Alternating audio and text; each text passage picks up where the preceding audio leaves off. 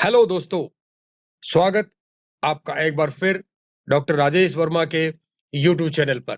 और इस वीडियो का विषय है पुनर्वास। अंग्रेजी में जिसे हम बोलते हैं रिहैबिलिटेशन। इस पुनर्वास का आधार क्या है, नींव क्या है इसकी नींव एक मान्यता है, सार्वभौमिक मान्यता। उसमें यह माना जाता है कि हर इंसान के अंदर एक अंतर्निहित ताकत होती है, एक योग्यता होती है। उसे अपने स्वास्थ्य देखभाल में विशेषज्ञ होने का अधिकार है। अर्थात उस व्यक्ति को यह पूरा अधिकार है कि वो अपने स्वास्थ्य के बारे में अपनी देखभाल अपनी पूर्ण रूप से विशेषज्ञता से करे। अर्थ एवं परिभाषा। पुनर्वास कहते किसे हैं और किस प्रकार उसे परिभाषित किया गया है?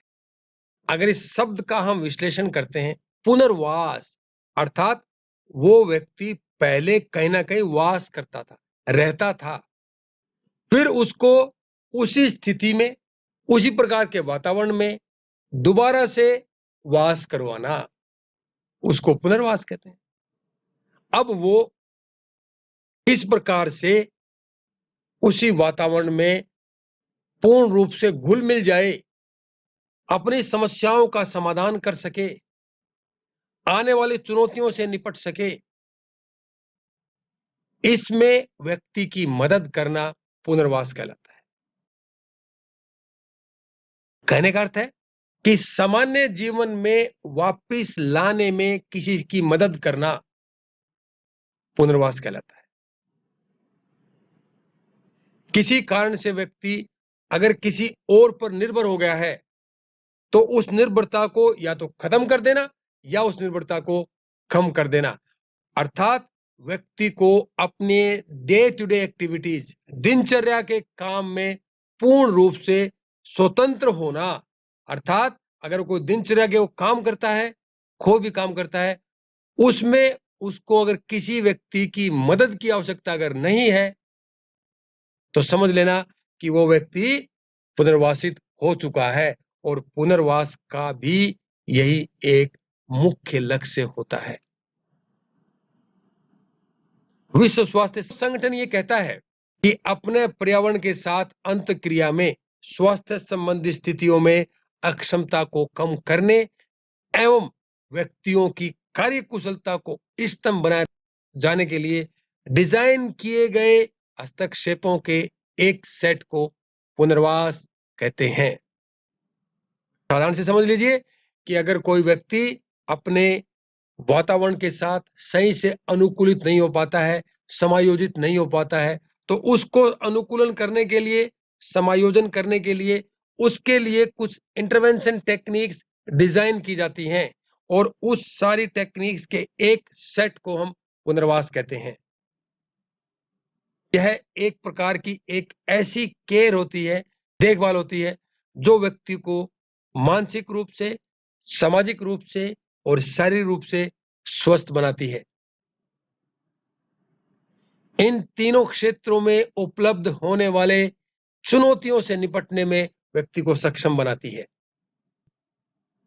अब प्रश्न ये उठता है कि किन व्यक्तियों को पुनर्वास की आवश्यकता होती है? कौन है वो लोग?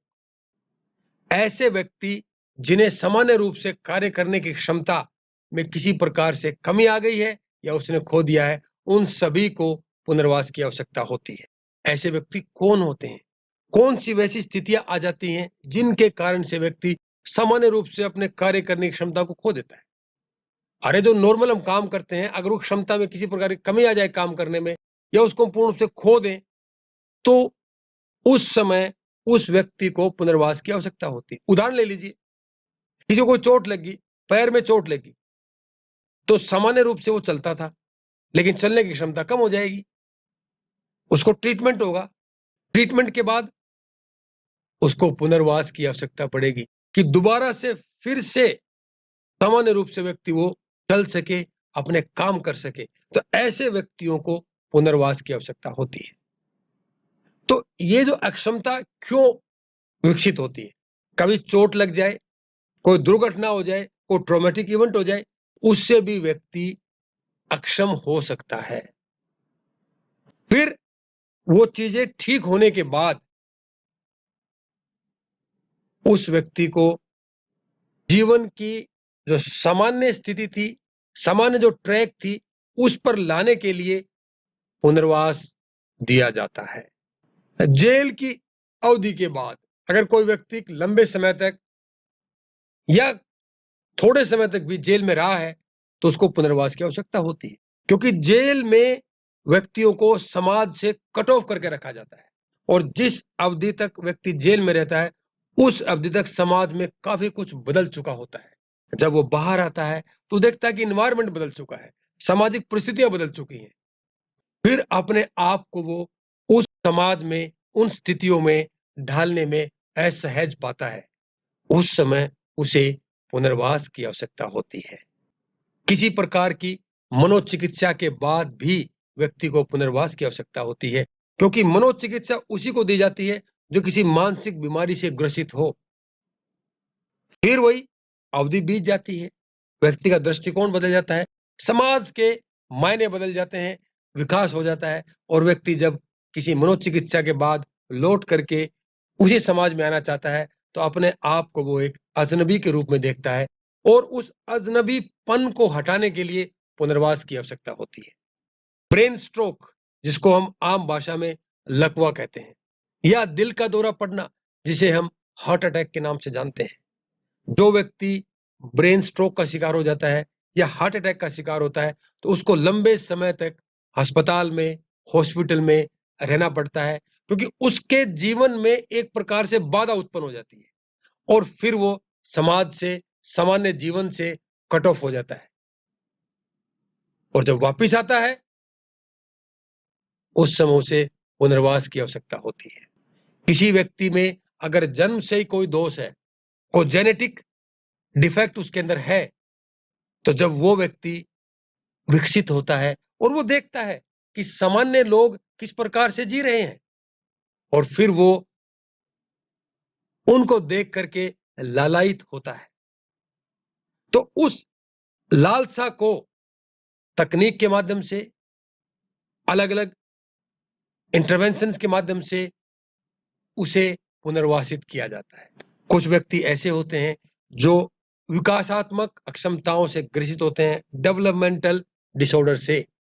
जैसे जैसे उनका विकास होता जाता है, किसी प्रकार की अक्षमता उनके अंदर विकसित होती जाती है, तो ऐसे लोगों को भी पुनर्वास की आवश्यकता होती है, क्योंकि वही लोग समाज के एक तबके को एक सामान्य प्रतिक्रियाएं, सामान्य एक्टिविटीज करते हुए देखते हैं और जब वो स्वयं ऐसी प्रक्रियाएं या एक्टिविटीज नहीं कर पाते हैं, तो एक प्रकार से उन्हें अंदर से परेशानी होती है, आहत वो हो जाते हैं और उस आहत के कष्ट को, दुख दर्द को कम करने के लिए उन्हें पुनर्वास की आवश्यकता होती है। ज्यों-ज्यों व्यक्ति की आयु बढ़ती जाती है, उसके कार्य करने की क्षमता, फंक्शनल एबिलिटी कम होती चली जाती है। लेकिन वो देखता है कि सभी लोग सामान्य रूप से कार्य कर रहे हैं। इससे उसको एक मानसिक परेशानी का सामना करना पड़ता है। तो उस मानसिक परेशानी से बचने के लिए, उसको कम करने के लिए और कार्यात्मक क्षमता जो कम हो गई है, उसको स्वीकार करने के लिए उस व्यक्ति को पुनर्वास दिया जाता है।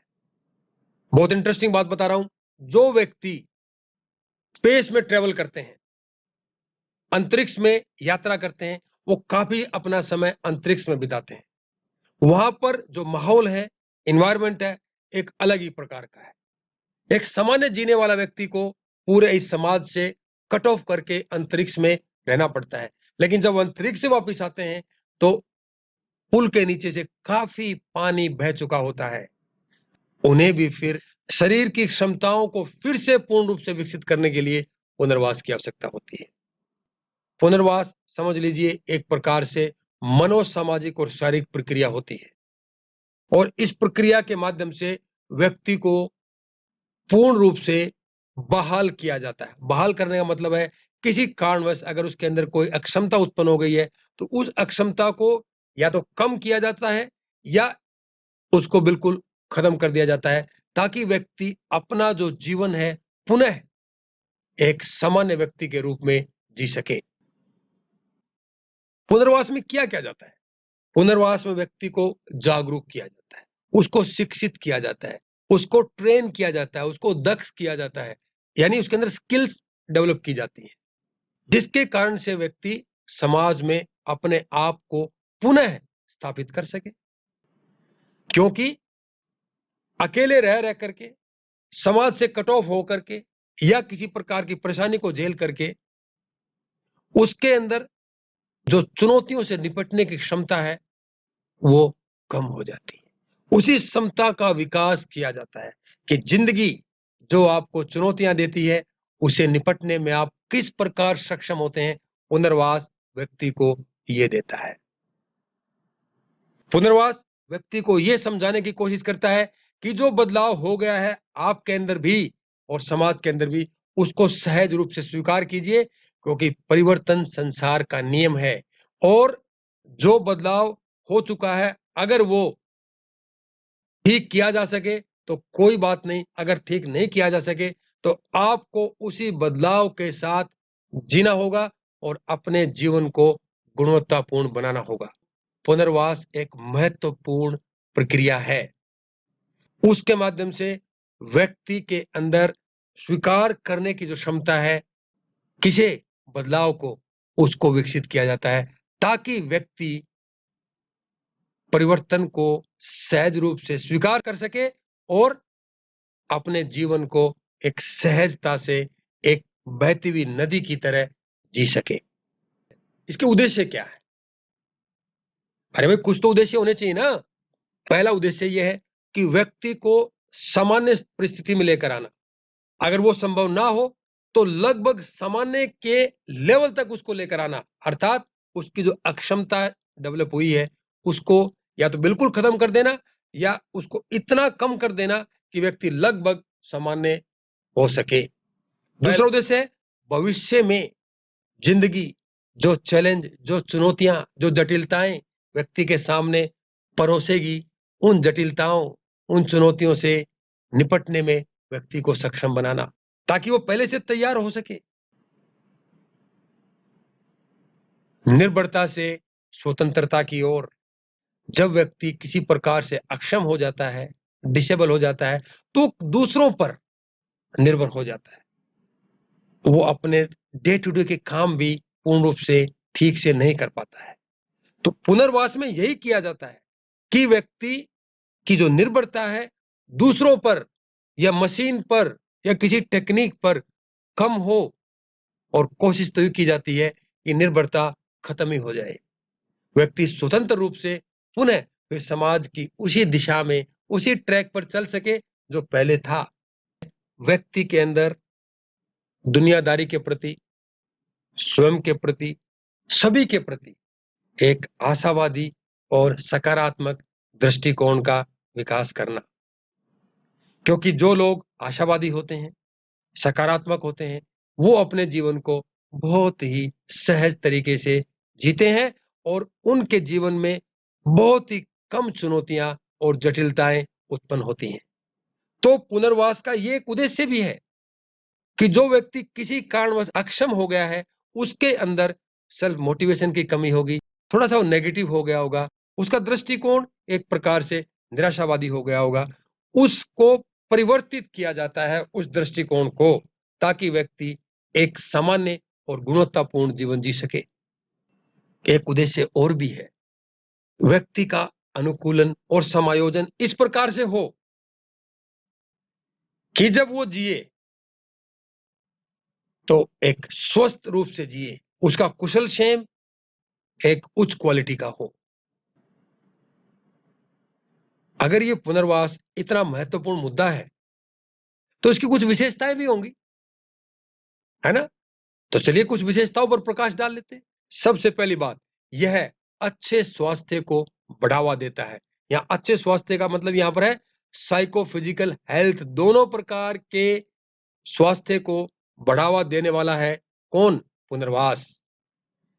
पुनर्वास व्यक्ति को जीवन के हर क्षेत्र में भागीदारी और गुणवत्तापूर्ण योगदान के लिए सक्षम बनाता है।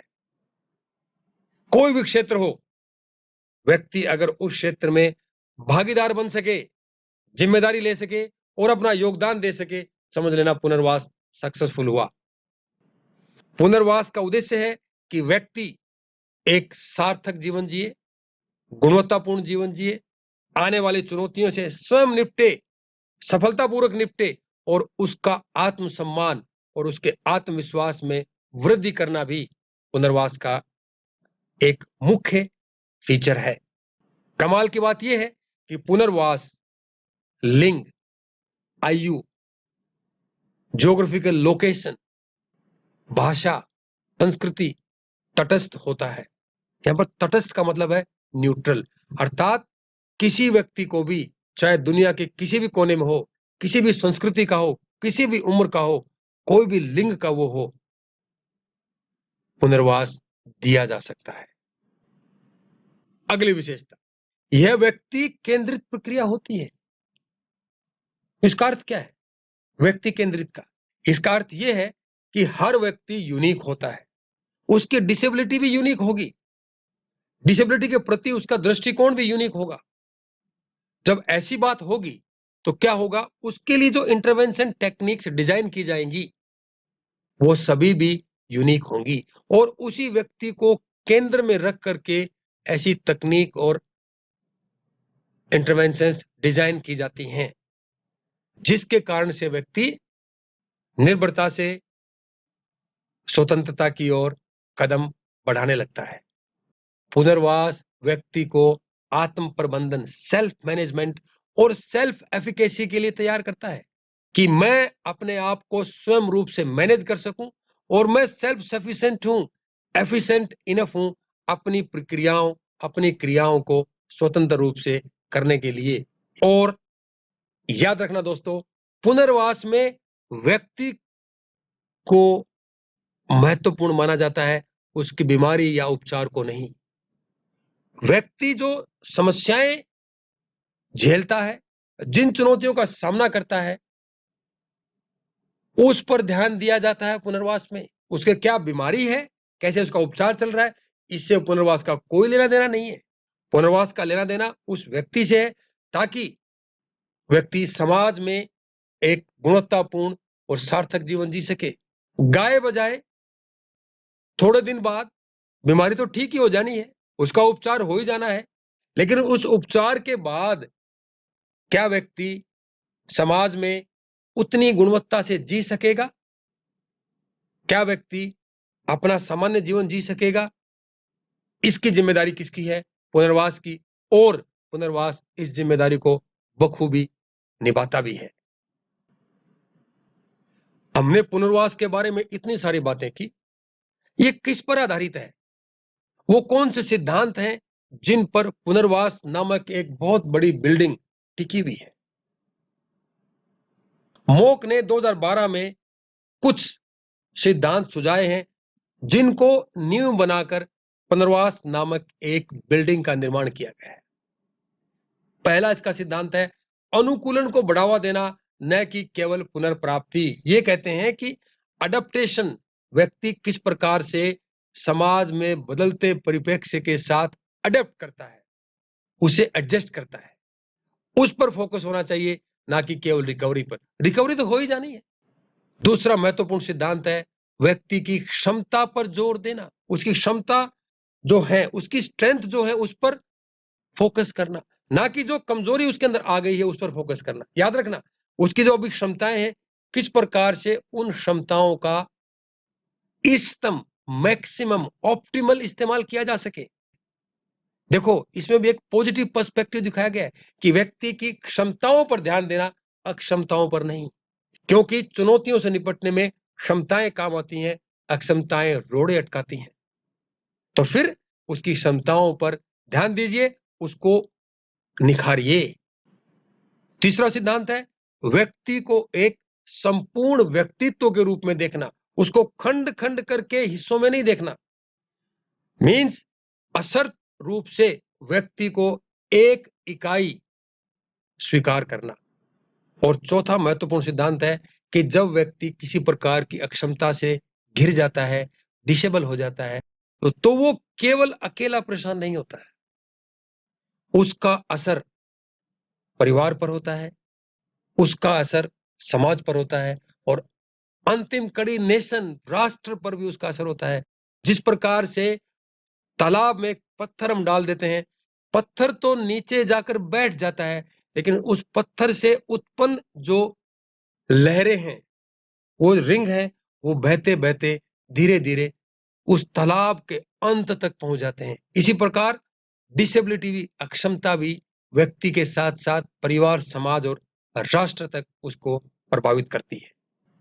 अगर अक्षमता है किसी में तो उसको पुनर्वास दीजिए और अक्षमता को कम करने की कोशिश कीजिए। आप इस प्रकार से एक राष्ट्र निर्माण में योगदान दे रहे हैं। अब कुछ पुनर्वास से संबंधित महत्वपूर्ण मुद्दों पर एक नजर डालते हैं। यह 3 मुद्दे: संज्ञानात्मक, व्यवहारात्मक पुनर्वास, इसको बोलते हैं न्यूरोसाइकोलॉजिकल। दूसरा है परिवार केंद्रित और सामुदायिक आधारित पुनर्वास और तीसरा है दक्षताएं एवं प्रमाणन। ये मुद्दा क्या है? पहले वाला संज्ञानात्मक व्यवहारात्मक पुनर्वास क्या चीज है? अलेक्जेंडर लूरिया ने जो रिसर्च की है उसके आधार पर इसे हम संज्ञानात्मक व्यवहारात्मक पुनर्वास कहते हैं। अंग्रेजी में इसकी शॉर्ट टर्म है CBR, कॉग्निटिव बिहेवियर रिहेबिलिटेशन, कि हम व्यक्ति के जो संज्ञानात्मक क्षेत्र है उसमें मॉडिफिकेशन करके, एडजस्टमेंट करके उसके व्यवहार में परिवर्तन लेकर आते हैं। ये मुख्य बात है इसकी। तो संज्ञानात्मक क्षेत्र में परिवर्तन कैसे करते हैं? उसकी स्मृति के बारे में उसे ट्रेनिंग दे करके, क्योंकि हो सकता है कुछ ऐसी उसको चोट लग गई हो, ऐसी स्थिति आ गई हो कि उसकी स्मृति अफेक्टेड हो गई हो। फिर उसको मेटा कॉग्निटिव स्किल्स, अर्थात जो चिंतन वो करता है उस चिंतन के बारे में चिंतन करने की दक्षता उसके अंदर डेवलप की जाती है। उसके बाद कि किस प्रकार से चीजों को वो देखे, उसकी परसेप्चुअल एबिलिटी में मॉडिफिकेशन किया जाता है। क्यों किया जाता है? क्योंकि अलेक्जेंडर लूरिया की रिसर्च ये बताती है, अगर किसी व्यक्ति के मस्तिष्क पर किसी प्रकार की चोट लग गई है या उसको ब्रेन स्ट्रोक हो गया है, तो मस्तिष्क को ठीक होने में लगभग 12 से 24 महीने लगते हैं। इस दौरान उस व्यक्ति को पुनर्वास की आवश्यकता होती है। और वो पुनर्वास किस प्रकार का है? कॉग्निटिव बिहेवियरल, जो मैंने अभी बताया आपको। तो इस प्रकार से व्यक्ति को TBR दे करके पुनर्वासित करने की कोशिश की जाती है। दूसरा महत्वपूर्ण मुद्दा है परिवार केंद्रित और समुदाय आधारित पुनर्वास। नाम से स्पष्ट है इसमें भी। यह माना जाता है कि विकलांगता, अक्षमता एक सामाजिक अवधारणा है। पर्सनल तो है ही है, लेकिन वो समाज को प्रभावित करती है, इसलिए उसको सामाजिक अवधारणा माना गया है। कई बार लोग पुनर्वास को या रिहेबिलिटेशन को एक बर्डन ले लेते हैं। वो मानते हैं कि बहुत ही परेशानी का कारण है, लेकिन नहीं, क्योंकि कोई भी ऐसी प्रक्रिया नहीं है जिसमें बहुत सारी जटिलताएं हो। इसमें करना क्या है? परिवार और समुदाय मिलकर के उस व्यक्ति को पुनर्वासित करने में मदद करते हैं। याद रखना, जिस व्यक्ति के अंदर अक्षमता डेवलप हो जाती है वो निर्भर हो जाता है किस पर? परिवार पर, समाज पर, राष्ट्र पर। और ये सभी लोग उसको अगर मदद करते हैं तो उसके मस्तिष्क में एक बात बैठ जाती है कि मैं अकेला नहीं हूं, मेरे साथ सपोर्ट में लोग खड़े हैं, मुझे जब जरूरत पड़ेगी तो मेरा समाज मेरी मदद करेगा, मेरा राष्ट्र मेरी मदद करेगा। ये एक प्रकार की संतुष्टि उसके मस्तिष्क में उसे एक आराम देती है, उसको एक चैन देती है। और यही चैन उसके गुणवत्तापूर्ण जीवन जीने में और समाज के मेन स्ट्रीम में आने में मदद करता है, क्योंकि वो जानता है कि जब मुझे जरूरत पड़ेगी मेरा दोस्त, मेरे परिवार मेरे लिए खड़े होंगे। तीसरा महत्वपूर्ण मुद्दा है दक्षताएं एवं प्रमाणन। याद रखें दोस्तों, पुनर्वास केवल वही व्यक्ति दे सकते हैं जो सक्षम हो, जो प्रोफेशनल्स हो, जो अनुभवी हो और अपने फील्ड के एक्सपर्ट। होता क्या है कि ऐरे गहरे नत्थु खैरे पुनर्वास की प्रक्रिया शुरू कर देते हैं, जिसके कारण से क्या होता है, पुनर्वास की जो प्रक्रिया है, वैज्ञानिक प्रक्रिया है, वो बदनाम हो जाती है, क्योंकि वो अच्छे से एक्सपर्ट नहीं होते, कुछ फायदा करने की बजाय नुकसान ज्यादा पहुंचा देते हैं। बोला जाता ना, नीम हकीम खतराए जान। तो जो लोग एक्सपर्ट नहीं है, वो लोगों के लिए एक खतरा बनकर उभरते हैं। तो याद रखें, पुनर्वास उसी व्यक्ति के द्वारा दिया जाए या वही दे जो एक्सपर्ट हो और जो प्रोफेशनल हो। लेकिन इस बात को सिद्ध कौन करेगा कि एक्सपर्ट है या प्रोफेशनल है या अनुभवी है? यस, भारत में एक संस्था है, भारतीय पुनर्वास परिषद, रिहेबिलिटेशन काउंसिल ऑफ इंडिया। वो इस काम को देखती है और निगरानी करती है कि कौन व्यक्ति पुनर्वास के लिए सक्षम है। उसको वो सर्टिफाई भी करते हैं, अपने कोर्सेज भी वो चलाते हैं, समय समय पर सेमिनार कॉन्फ्रेंसेज वो करते हैं, पुनर्वास की जो प्रक्रियाएं जो चल रही है उन पर वो निगरानी भी रखते हैं, ताकि किसी प्रकार से पुनर्वास नामक जो वैज्ञानिक पद्धति है, सिस्टम है, वो बदनाम ना हो और व्यक्तियों को एक क्वालिटी का पुनर्वास की सेवाएं उन्हें मिले। आरसीआई इस मुद्दे में एक सार्थक और महत्वपूर्ण रेगुलेटर की भूमिका भारत में निभा रही है। और अंतिम बात करते हैं भविष्य परिप्रेक्ष्य से। विश्व स्वास्थ्य संगठन ये कहता है कि जो जो तकनीक का विकास हो रहा है, जनसंख्या बढ़ रही है, उसके अनुसार अगर हम नजर एक डालें तो आने वाले समय में रिहेबिलिटेशन की आवश्यकता, पुनर्वास की आवश्यकता खूब पड़ेगी, क्योंकि व्यक्ति अब स्वास्थ्य सेवाओं के माध्यम से लंबा जी रहे हैं। अगर वो लंबा जिएंगे तो परेशानियां भी उनके साथ रहेंगी, बीमारियां भी उनके साथ रहेंगी और बीमारियां भी बढ़ रही हैं। इस कारण से क्या हो रहा है, उन लोगों को पुनर्वास की आवश्यकता पड़ेगी। तो पुनर्वास के क्षेत्र में अपार संभावनाएं उपलब्ध हैं। आप इन दोनों पिक्चर्स में देखिए कि किस प्रकार से व्यक्ति जिनके पास जो संसाधन हैं, जैसे भी हैं, उनके माध्यम से दूसरों को पुनर्वासित करने की कोशिश कर रहे हैं। दोस्तों, यही वो असली बात है। परिवार जब पुनर्वास में मदद करता है, समाज जब मदद करता है, समुदाय मदद करता है, तो पुनर्वासित होने वाला व्यक्ति बहुत जल्दी रिकवरी करता है और अपने आप को एक ऐसे लोगों के बीच घिरा हुआ पाता है जहां वो समझता है कि सब मेरे अपने हैं। ये भारत की बात है। दोस्तों, मेरे संदर्भ हैं, कुछ मटेरियल मैंने यहां से लिया है, कुछ मेरा अपना है। अगर आपको पुनर्वास के बारे में और जानना हो तो इन रेफरेंसेस को आप जरूर देखिए। और इस वीडियो के कंटेंट्स और प्रेजेंटेशन स्टाइल अगर आपको अच्छा लगता है तो औरों को बताएं। अगर कुछ कमी लगती है तो आप मुझे इधर जो सोशल मीडिया हैंडल्स दिए गए हैं, इन पर किसी पर भी मैसेज दे सकते हैं, और या आप मेरे YouTube के कमेंट बॉक्स में कमेंट लिख सकते हैं। वहां भी हमने लिखना चाहें तो आप मुझे ईमेल कर सकते हैं। मेरा ईमेल आईडी है vermasujit@yahoo.com। और दोस्तों, अगली वीडियो मनोदशा विकार पर होगी, उसे देखना बिल्कुल ना भूलें, क्योंकि मैं नए नए परिप्रेक्ष्य से चीजों के सामने आपके लिए प्रस्तुत करता रहूंगा। और दोस्तों, वीडियो देखने के लिए बहुत बहुत धन्यवाद।